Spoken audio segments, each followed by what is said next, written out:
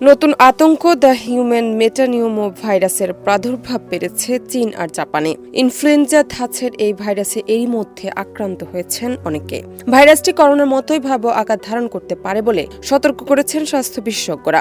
এসএমপিভি একটি শ্বাসযন্ত্রের ভাইরাস যা গোটা শ্বাসযন্ত্রে সংক্রমণ ঘটায়। এটি 2001 সালে প্রথম চিহ্নিত হয় এবং শিশু, বয়স্ক ব্যক্তি ও দুর্বল রোগ প্রতিরোধ ক্ষমতা সম্পন্ন ব্যক্তিদের জন্য বিশেষ ঝুঁকি তৈরি করে।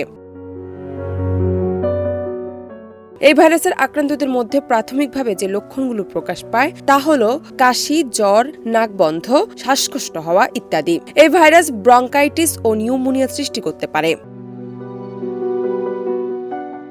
এসএমপিভি সাধারণত হাঁচি বা কাশির মাধ্যমে নির্গত সিক্রেশন, ব্যক্তিগত সংস্পর্শ যেমন হাত মেলানো, সংক্রমিত পৃষ্ঠ স্পর্শ করে মুখ, নাক বা চোখে হাত দেওয়ার মাধ্যমে ছড়ায়।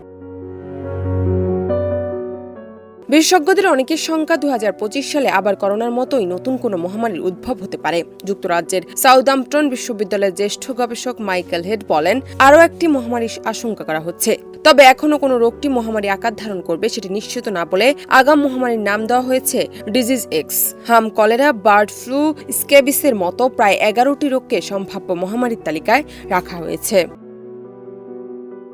জান্নাত নিপু, দেশ রূপান্তর।